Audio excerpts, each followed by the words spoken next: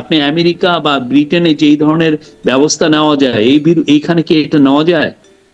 আপনি বাংলাদেশের সরকারি কর্মচারী, মানে আমেরিকার কথা যারা বলছেন, আছেন, এখানে তো অনেক পাবলিক ফিগারদেরকে নিয়ে এমন অনেক কথা বলা যায় যেটি আসলে আমরা আমরা কিন্তু আবার আপনি যদি ভুল হয় সেক্ষেত্রে আপনি পিউনিটিভ মেজারও দিতে হয়। কিন্তু এখানে স্বৈরাচারের খুব দোষর বললে তো নির্ভুল। ঠিকই তাদেরকে নানান রকম মামলায় গ্রেপ্তার করে ফেলা যাচ্ছে বা কারাগারে রাখা না, না, এটা কারো বিরুদ্ধে আমরা আবারও বলছি এভিডেন্স ছাড়া কিছু হচ্ছে না। কি এমন এভিডেন্স সেখানে দেওয়া হচ্ছে যে তাদের বিরুদ্ধে সেটা কি এখন আমরা করেছি? না না করেন নাই। যখন 32 নম্বর ভেঙে ফেলা হলো, গুড়িয়ে ফেলা হলো, তখন আপনারা সরি হয়েছিলেন, সরকার বিবৃতি দিয়েছিল এটা নিয়ে, যেটি মানে বেঠিক কাজ, সঠিক কাজ হয় না এটার জন্য। কিন্তু তারপরেও তাদের বিরুদ্ধে খুব ব্যবস্থার ব্যাপারটি দেখা যায় না, এই প্রথমবারের কথা বলছি। এখনো মানে প্রথম আলো ডেইলি স্টারের ক্ষেত্রে আপনারা আবারও সরি হচ্ছেন, কিন্তু মানে যাদেরকে উস্কানিদাতা হিসেবে দেখা যায়। প্রথম আলো এর আগে 2-1 বার অ্যাটেম্প্ট হয়েছিল, প্রত্যেকটাই কিন্তু আমরা ঠেকিয়েছি। এটা যদি কেউ বলে যে না আমরা কিছুই করছি না, দ্যাট ইজ এ লাই। জি, মাননীয় প্রধান উপদেষ্টার কাছে শুনেছিলাম যে দেশে বিদেশে নজির সৃষ্টি করবে বাংলাদেশ, প্রেরণা যোগাবে বাংলাদেশ, কিন্তু নেপালের অন্তর্বর্তী সরকারের প্রধান তিনি বলছেন বাংলাদেশ হতে দিতে চায় না নেপালকে। যেখানে এমন হাসিনার আমলেও বলছি যে তখন ইমরান খানের সেই একটা খবর ডয়চে ভেলেতে এখনও দেখলাম, এটা খোঁজ করতে করতে দেখে ফেললাম যে তখন ইমরান খান বলছিলেন যে পাকিস্তানকে সুইডেন বানাবেন। তখন উপস্থিত অতিথি বলছেন সুইডেন না বাংলাদেশ বানিয়ে দেন, 5 না 10 বছর নেন তবু বাংলাদেশ বানিয়ে দেন, আপনাদের সারা জীবন ভক্ত থাকবো, এরকম কথা বলছেন। মানে তখনও এরকম কথা বলতেন, কিন্তু এখন নেপালের মতো দেশ তারা বলছে বাংলাদেশ হতে দিতে চায়। আমি জানি না উনি কি ইনফরমেশনের বেসিসে এই কথা বলেছেন। উনি যদি ইন্ডিয়ান নিউজ পেপার নিয়মিত পড়ে থাকেন হয়তোবা সেটা পড়ে থেকে উনি এই ধরনের কথা বলতে পারেন। বাট আমরা মনে করি আমাদের অবস্থা, হিউম্যান রাইটস অবস্থা খুব ভালো। এগুলো ওনার ইভেন যিনি ফরেন মিনিস্টার এসেছিলেন, এসে আমাদের কি যেন আমরা যে পোস্টাল ব্যালটে চালু করেছি, ওনারা বলছেন এটা খুব তারা নিবিড় ভাবে অবজারভেশন করছেন, তারা আরো প্রেস করে গেলেন। আমি জানি না উনি কোন প্রেক্ষিতে এই কথাটা বলেছেন, but Bangladesh last 18 months did N exemplary job. এবং যারা ফরেন ডিগনিটারি যারা আসছেন তারা এসে যখন চিফ অ্যাডভাইজারের সাথে কথা বলেন তারা পাবলিকলি কথাটা বলেন। কিন্তু আপনাদের উপদেষ্টাদের মধ্যে অত্যন্ত গুরুত্বপূর্ণ উপদেষ্টা, সাবেক তথ্য উপদেষ্টা মাহফুজ আলম, তিনি বলছেন যে হ্যান কারেঙ্গা ত্যান কারেঙ্গা এরকম বলাই যায়, কিন্তু তিনি স্বীকার করছেন যে ব্যর্থতার জায়গা, আসলে নতুন বন্দোবস্তের যে প্রতিশ্রুতি তারা দিয়েছিলেন সেটি করতে পারেন নাই। জনগণের মধ্যে তিনি হতাশা দেখতে পান, আস্থাহীনতা দেখতে পান। মানে গণ অভ্যুত্থানের মাস্টার মাইন্ড খ্যাত মানে সেই ব্যক্তি, অন্যতম গুরুত্বপূর্ণ, তিনি এরকম কথা বলছেন। না, আমি ওনার পুরো এটা পড়ি নাই, উনি কোন প্রেক্ষিতে এই কথাটা বলেছেন আমি জানি না। বাট আমি যেটা এই চিফ অ্যাডভাইজারের সাথে কাজ করে আমরা যেটা দেখছি, আর আমার আগে গভর্নমেন্ট, আমি জার্নালিজম করেছি 30 বছর, প্রত্যেকটা গভর্নমেন্টকে আমি 30 বছরের প্রত্যেকটা গভর্নমেন্টকে আমি কভার করেছি। আমি বলবো যে এরা যে এই গভর্নমেন্ট যে কাজটা করেছে এবং যে চ্যালেঞ্জের মধ্যে এসে এই যে কাজগুলো করেছে, এইরকম অতুলনীয় কাজ। আমরা আমাদের সাধ্যাতিক চেষ্টা করেছি যাতে মবকে কন্ট্রোল করা যায় এবং অনেক ক্ষেত্রে আমরা সফল হয়েছি। হ্যাঁ, আবার অনেক ক্ষেত্রে অভিযোগ এরকম যে আপনারা পৃষ্ঠপোষকতা করেছেন। আপনি বলছিলেন আপনার জার্নালিজমের অভিজ্ঞতা এবং সরকারের, আবার আপনি এটা অ্যাবসলিউট মিথ্যা কথা, কোনো পৃষ্ঠপোষকতা করা হয়নি। যারা এটা বলছেন তারা চিপ একটা কিছু ভিউ কামানোর জন্য এই সমস্ত কথা বলছেন। আচ্ছা, হবিগঞ্জে পুলিশের গিয়ে হুমকি মতো করেই বলছিলেন, আসামি ছাড়াতে গিয়ে তিনি বলছিলেন যে হবিগঞ্জে যেই বানিয়াচং থানা পোড়ানো বা পুলিশ সন্তোষ সাহাকে মেরে পিটিয়ে মেরে ঝুলিয়ে রেখেছিলেন সেটা তারাই করেছিলেন, এই যে বলছেন, তারা কি আসলে এখান থেকে দায়মুক্ত হয়ে যাবেন? এগুলোর জন্য কোনো বিচারের কোনো জায়গা আসবে না? এটা জুলাই আগস্টের রিলেটেড যদি ইভেন্ট হয় অবশ্যই দায়মুক্ত হবে। আপনি কি ব্যাখ্যা ছিলেন? হ্যাঁ, আপনার কি মনে হয় এটা কি সেই রিলেটেড ইভেন্ট? এইটা তো সেই দিনের ঘটনা তো আমি বলছি না, আমি বলছি যে ওনারা জুলাই আগস্টে যে আন্দোলন করেছেন সেই আন্দোলনের সময় যে ইনসিডেন্ট গুলো হয়েছে সেই ইনসিডেন্টের দায় মুক্তি হবে। জি, মানে এর মধ্যে আমি সেদিন কি হয়েছে সেটা আমার বিষয় না। কিন্তু মানে এইরকম ঘটনারই তো কিছু না কিছু, কোনো না কোনো ঘটনারই তো দায় মুক্তি আসলে কোনগুলোর হবে একটু বুঝবার চেষ্টা করছি।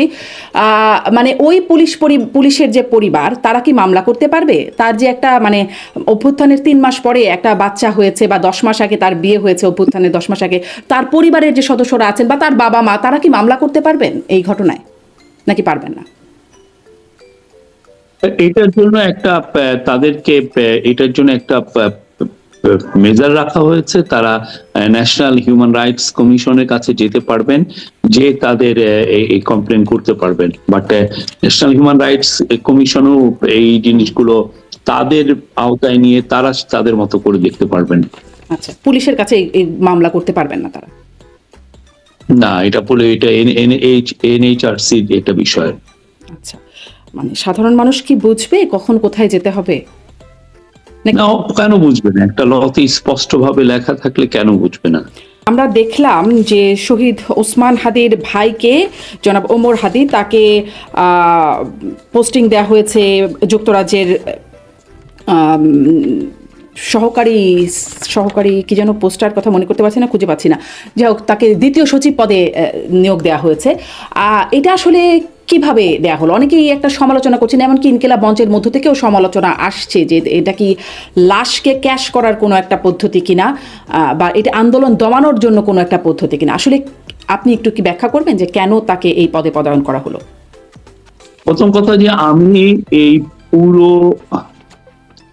এই কালকে যেই নিউজটা হলো, এটা আমি ব্রাহ্মণবাড়িয়া ছিলাম, ফিরলাম। আমি পুরো নিউজটা এখনো ভালো মতো জানি না। আগে আমার জেনে নিতে হবে যে আসলে এই ঘটনাটা ঘটেছে কিনা। হ্যাঁ, যে ওনাকে সেই অ্যাপয়েন্টমেন্ট দেওয়া হয়েছে কিনা। অনেক ক্ষেত্রে যেটা হয় যে ফেসবুকে যেগুলো চলে সেগুলোর উপর অনেকে রিপোর্ট করেন, কিন্তু পরবর্তীতে দেখা যায় যে এটা একটা ফেক ডকুমেন্ট ছিল। এটা হতে পারে। বাট আমার যেটা জানা, যদি এটা হয়ে থাকে তো হোয়াই নট, গভর্নমেন্ট তো এটা করতেই পারে। আর ওনার লাইফে থ্রেট ছিল, ওনার লাইফে বড় রকমের থ্রেট ছিল। ওনাকে সিকিউরিটি ইনশিওর করাটা আমাদের একটা দায়িত্বের মধ্যে ছিল। জি, সেই দায়িত্বর জন্য তাকে এই পদে পদায়ন করা, মানে এই পদের জন্য কি কোনো বিশেষ যোগ্যতার প্রয়োজন হয় না, নাকি যে কাউকে লাইফের থ্রেট থাকলে তাকে পাঠানো, মানে সেটা একটা যোগ্যতা? মানে এরকম ইনস্ট্যান্স আমাদের আছে, এর আগে তো অনেক অনেক এরকম ঘটনা ঘটেছে তো। জি, ইনস্ট্যান্স তো আসলে অনেকই আছে। ইনস্ট্যান্সটা ভালো না খারাপ সেটাই না এখন প্রশ্ন, যে না না, অবশ্যই তাকে যেখানে দেওয়া হচ্ছে তাকে কি যোগ্যতার একটা বলে দেওয়া মানুষের হচ্ছে? উপরে যদি লাইফের থ্রেট থাকে, তাকে সিকিউর করা, তার বাংলাদেশ না ওই বাইরে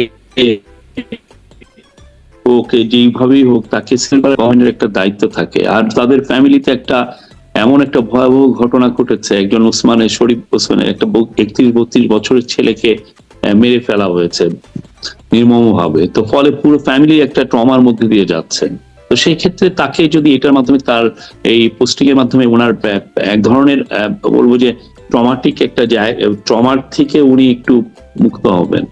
এটা কি একরকম, মানে আমরা বৈষম্য বিরোধী আন্দোলনের প্রথম স্লোগানটা ছিল কোটা না মেধা, মেধা মেধা, সেটা কি এখন কোটায় চলে যাচ্ছে, যে ভাই কোটায় তিনি আসলে যাচ্ছেন, বা এর আগেও যারা অনেকেই ভাই কোটায় আসলে সুবিধা পেয়েছেন?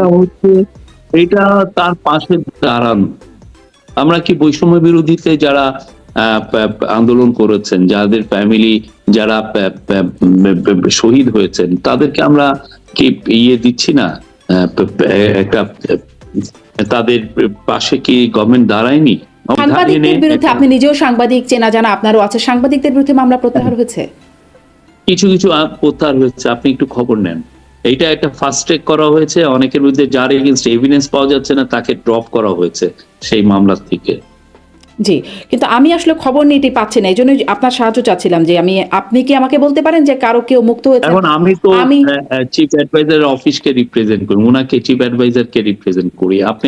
আপনি সব ল মিনিস্ট্রি বা মিনিস্ট্রির প্রত্যেকটা টাইনি বিষয়ও তো আমার জানার কথা না। তারপরে আমি আপনি নেক্সট টাইম যদি আসি তখন এই কোশ্চেনটা রেখেন, আমি একদম বিস্তারিত আপনাকে বলতে পারবো।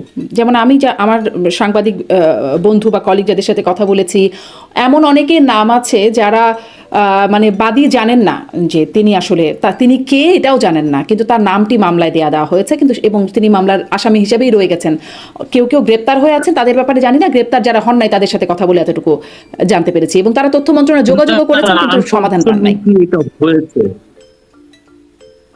না, এটা না সমাধানের জন্য যেটা করা হয়েছে, কারণ একটা কেস হয়ে গেলে তখন পুলিশ আর এটাকে উইথড্র করতে পারে না। কেসটা উইথড্র করবেন যিনি কেস দিয়েছেন, তিনি উইথড্র করবেন, এবং তার উইথড্র প্রসেসটাও একটু লেংদি। উনি এসে পুলিশকে জানাবেন, তারপরে উনি যে আবার কোর্টে যে তাকে বলবেন, কোর্টে বলবেন যে আমার এই কেসটা আমি উইথড্র করব, উনি ওই এখানে তার পাশে লয়ার তাকে সাহায্য করবেন, করার পরে উনি এটা ম্যাজিস্ট্রেটকে জানিয়ে তারপরে কোর্টে কারো নাম উইথড্র করবেন।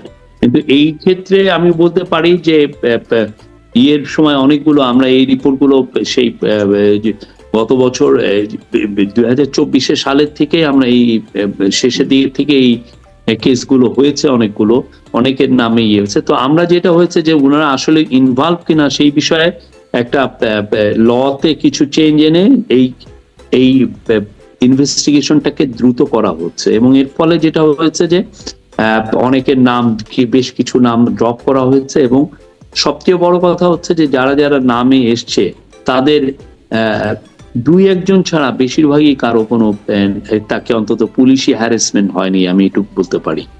হ্যারাস তো হয়নি, পুলিশি হ্যারাসমেন্টও অনেকে গ্রেপ্তার হয়ে সেই মানে শুরু থেকেই এখন পর্যন্ত কারাগারে আছেন। গ্রেপ্তার হয়েছেন 4-5 জন। এটা সেই 4-5 জনের ব্যাপারে, সেই 4-5 জনের ব্যাপারে সেই 4-5 জনের বিষয়ে তো কেস আছে, কেসগুলো হচ্ছে, চলতেছে। জি জি, মানে কার জামিন হবে আর কার হবে না সেটি যে পুরোপুরি আদালতের উপর নির্ভর করে না, সেটি আদালতে যারা স্বনামধন্য আইনজীবী আছেন, যে ব্যারিস্টার সারা হোসেনের মতো আরো যারা আছেন, তারাও আসলে এটি বলছে, যেটি আসলে কলকাঠিটা অন্য কোথাও থেকে নড়ে। আপনি আওয়ামী লীগের যারা অ্যারেস্ট হয়েছিলেন তাদের সাথে কথা বলেন, তারা বেশিরভাগই অনেকে হাজার হাজার তারা আবার ছাড়াও পেয়েছেন।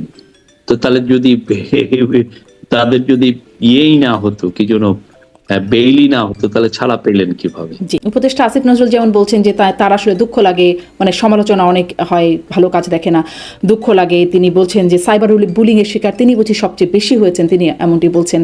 তার একটা দুঃখের বা কষ্টের কারণ আছে, আপনার এরকম কোনো দুঃখের কষ্টের কারণ নেই? কারণ আপনাকে নিয়ে অনেকগুলো টার্ম, জি অনেকগুলো টার্ম শুনি, বিশেষ করে একটা তো খুব শোনা যায়, শুনতে খারাপ লাগে, ডাস্টবিন শফিক বলে অনেকে আপনাকে, মানে আপনি এসব শুনলে কি খারাপ লাগে? ডাস্টবিন বলার কারণটা হচ্ছে যে শেখ হাসিনার যে একটা ওয়েস্ট ডাস্টবিন, সেখানে আমি একটা ময়লা ফেলেছিলাম। শেখ হাসিনাকে নিয়ে ডাস্টবিন করা হয়েছে, সেখানে আমি ময়লা ফেলেছিলাম, ফলে আওয়ামী লীগের লোকগুলো এগুলো নিয়ে বলে। মানে আওয়ামী লীগের লোকরা এগুলো তো বলে, তারা তো দেখেন এই 18 মাসে মিনিমাম তাদের অনুতপ্ত নাই, তো তারা তো এক ধরনের ডিনায়ালে আছেন। আপনি যদি ডিনায়ালে থাকেন, অনেক কাজ আপনি করেন, এই ডিনায়ালটা খুব বাজে জিনিস। আচ্ছা, নিজেকে আয়নার সামনে মেলে ধরতে হয় যে আমার কি করলাম। আর হাসিনা তো ডাস্টবিন তো খুব, আমি যে কাজটা করেছি খুব ক্ষুদ্র কাজ, আরো বড় কাজ করা উচিত ছিল। তাকে নিয়ে একটা বড় ঘৃণা স্তম্ভ তৈরি করে সেখানে ঘৃণা প্রকাশ করা উচিত। সে যেই ধরনের, আপনি যে বললেন যে আসলে ডিনায়াল বা তাদের মধ্যে বিন্দু মাত্র অনুশোচনা, সেটি আপনি ওই আল জাজিরাটাতেও বলছেন। যদি আমি শেষ করতে চাচ্ছিলাম, কিন্তু এটা বলাতে আবার একটু মনে পড়লো, দুঃখিত, যে তাদের আপনি সম্ভবত আজকেও বা গতকালও বলেছেন যে তাদের হয়তো কেউ বলছে না ওদের সুযোগ দেন, এবং আপনি আল জাজিরাতেও বলেছেন তাদের বিন্দু মাত্র রিমোটস নাই। কিন্তু ধরেন আন্তর্জাতিক মাধ্যমগুলোতে, গণমাধ্যমগুলোতে যখন শেখ হাসিনার সাক্ষাৎকার দিলেন, তখন তিনি একটা জায়গায় বলছেন আলটিমেট রেসপন্সিবিলিটি তিনি স্বীকার করে নিচ্ছেন, বা সাউথ চায়না মর্নিং পোস্টে তিনি বলছেন যে তিনি রিগ্রেট করছেন, যে আননেসেসারি ব্লাডশেড বলছেন তিনি, তার কারণে তিনি রিগ্রেট করছেন। এই বিষয়গুলো বেশ কিছুতে বলেছেন, আপনারা কি এই কথাগুলোকে আমলে নেন? না, এটা উনি আপনি খুব ঘুরায় পেঁচে ইংলিশে লিখছেন, এটা তো রিটেন স্টেটমেন্ট, রিটেন হয়ে কেউ ওনার হয়ে লিখে দিয়েছে, তো ওইভাবে উনি ডাইরেক্ট রেসপন্সিবিলিটি নিচ্ছেন না। এখন যে কাজগুলো উনি করেছেন, ওনার লোকগুলো করেছে, যারা গুম হয়েছে কারো অর্ডারে তো, এবং আমরা দেখছি যে এই অর্ডার গুলো উনি বা ওনার security adviser, defence adviser Tarek Siddiqui বা আসাদুজ্জামান খান কামাল করেছেন। এরা করেছেন। তো উনি তো এগুলোর ব্যাপারে একটা ডাইরেক্ট রেসপন্সিবিলিটি কি নিচ্ছেন যে না এগুলো হয়েছে আমার সময়, আমি এটার জন্য সরি? ডাইরেক্ট তো কোনো কথা বলছেন না, উনি ঘুরিয়ে পেঁচে লিগাল ওয়েতে উনি কথা বলতে চাচ্ছেন, সেটা মানুষ নিবে না। আপনি ভুল করলে সরাসরি বলেন আমি একদম ভুল যদি করেছি। সরি বলে তাহলে এবং আপনারা নেবেন? উনার পার্টির লিডাররা ইনভলভ ছিল, হুম হুম। উনার পার্টির। আপনি যে আমি কালকে ব্রাহ্মণবাড়িয়াতে গিয়েছিলাম, ব্রাহ্মণবাড়িয়াতে উনার ওইখানে সবাই বলছে যে উনার পার্টির লিডাররা এসে খুনাখুনিতে ছিলেন। তো এইগুলো তো সবাই বাংলাদেশের প্রত্যেকটা ডিস্ট্রিক্ট টাউনের এইটা গল্প। আপনি যদি এসে বাংলাদেশটা ঘুরেন প্রত্যেকটা জায়গায় দেখবেন যে সবার কাছে একই গল্প। হ্যাঁ, তো ওই লোকগুলো তো কেউ বলছে যে না আমরা ভুল করেছি, আমাদের ধরুন জাস্ট হাইপোথেটিক্যালি জিজ্ঞাসা করছি, ধরুন তো যদি তারা বলে আমরা সরি, তাহলে কি হবে? তাহলে কি রিকনসিলিয়েশন হবে বা তারা স্বাভাবিক রাজনীতি করবে? সরি বলার পরে তো আপনি এগোয়, একটা জিনিস এগোয় কখন? সরি বলার পর, তখন মানুষ দেখে আপনার সরি, আপনি যে সরি হচ্ছেন এটা আপনি কতটুকু সিনসিয়ার, তারপরে তো এগায়।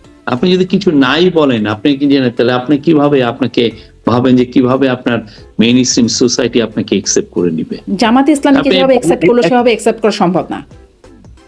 সেটা তো আপনি আরো আগের বিষয়। হ্যাঁ। আমি জুলাই আর আগস্ট নিয়ে আমি কথা বলছি, হ্যাঁ, সেটা আমার বিষয় না। আমি জুলাই আগস্ট এবং তার পরবর্তী গভর্নমেন্টকে রিপ্রেজেন্ট করি, সেটা নিয়ে আমি কথা বলছি।